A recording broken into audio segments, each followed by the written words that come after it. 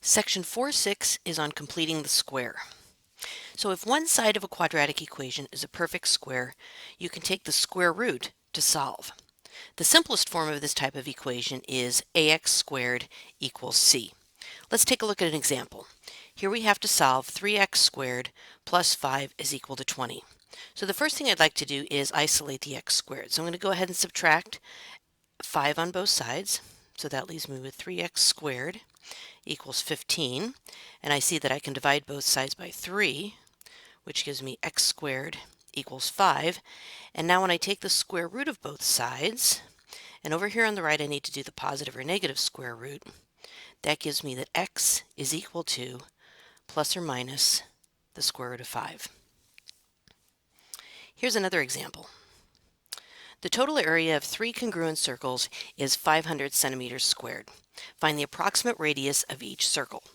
So the area of a circle is pi r squared. So if I have 3 of them, that's going to give me 3 pi r squared is equal to 500 centimeters squared. Dividing both sides by 3. Actually, I'm going to divide both sides by 3 pi. Okay. Gives me that r squared is equal to 500 over 3 pi. And I'm going to take the square root of each side. But in this case, I'm not going to do the positive or negative because my radius of my circle cannot be a negative number. So my radius is going to be equal to the square root of 500 over 3 pi, which is approximately equal to 7.3 centimeters. Now just a word about putting this in your calculator. You can put this whole expression in your calculator, square root of 500 divided by, but when you go to put in the 3 pi, put this in parentheses in your calculator. Otherwise, it would divide the 500 by 3, and then it would divide that by pi, which is going to actually, and it's going to give you an incorrect answer. Whenever you have something like with pi in the denominator, make sure you put it in parentheses. If the equation is a perfect square trinomial equal to a constant, we can factor that perfect square trinomial, then take the square root of each side.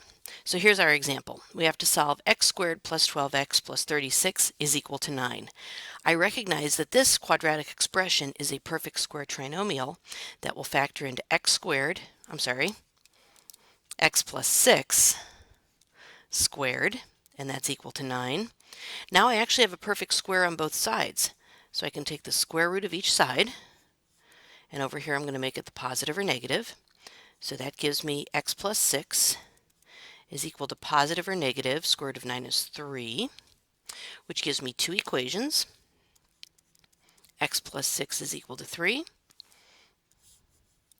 and x plus 6 is equal to negative 3. So x is equal to negative 3, or x is equal to negative 9.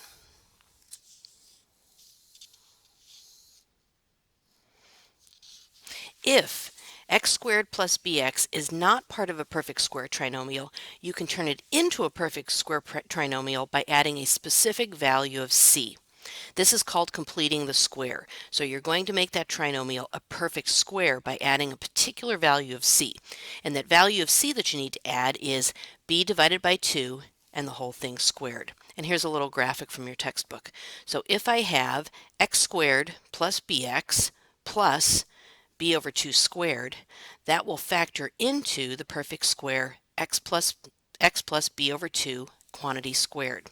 This is a really helpful way of solving some quadratic equations. So here's an example. What value of c completes the square for x squared plus 14x? In other words, what is that new value of c that I would need to add to that in order to make it a perfect square trinomial? So my value of b is 14. So my new c is going to be 14 over 2 squared, or 7 squared, or 49. So if I were to add 49 to x squared plus 14x, I'm going to get a perfect square trinomial.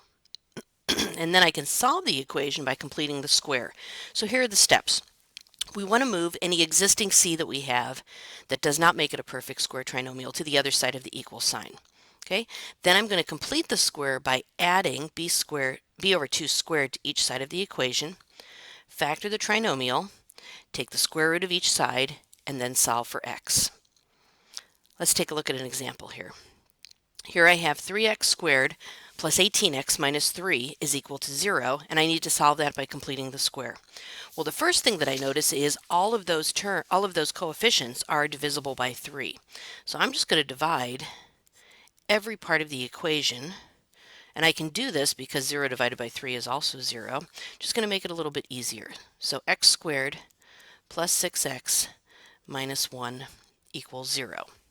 So I want to keep my x squared plus bx, and I'm going to move my c to the other side by adding 1 to both sides. And I like to leave a little space here to show what I'm going to do. So now I need to find my new value of c that's going to make the left side of the equal sign a perfect square trinomial. So that would be b over 2, b divided by 2, which is going to give me 3 squared, which is 9. So I'm going to add 9 to both sides. Now this side of the trinomial can be factored into x plus 3 squared is equal to 10. And now I'm going to take the square root of each side. Don't forget to make this positive or negative. And that gives me x plus 3 is equal to the positive or negative square root of 10. And then subtracting 3 from each side, x is equal to negative 3 plus or minus the square root of 10. And I'm actually going to leave my answer like that instead of turning it into a decimal because that's an exact value. And the last thing we're going to look at is using completing the square to rewrite a quadratic equation that's in standard form, writing it in vertex form. So here's our example. We have y equals x squared minus 10x plus 4, and we need to write it in vertex form. State the vertex and the y-intercept. So basically, remember what vertex form looks like. It looks like this. Y equals a times the quantity x minus h squared plus k. Well, what we have right here is actually a perfect square. So if I can rewrite it as a perfect square, then I can take, factor that and write it as x minus h squared. So the first thing I'm going to do is rewrite this. So y equals x squared minus 10x, and I'm going to leave a space and put my plus 4 out here. Now I want to find the new value. In fact, maybe I'll put parentheses here. What's the new value of c that's going to make this in the parentheses a perfect square trinomial? So half of negative 10 is negative 5, squared is 25. So I need to add 25 in here. But I can't just randomly add 25 to an equation. I've got to balance it because I've just changed the nature of the equation. Normally what we would do is add 25 to the other side, but I don't really want y plus 25. I want to have y all by itself over there. So what I'm going to do is subtract 25 over here. So take a look at what I did. I added 25 and I subtracted 25. I basically added 0 to the right side of the equal sign. So let's go ahead and factor this. So this is going to factor into x minus 5 squared, and then combining those minus 21, and that's vertex form. So I can look at that and say my vertex is 5 comma negative 21, and my y-intercept, I'm going to go back and get it from over here. My y-intercept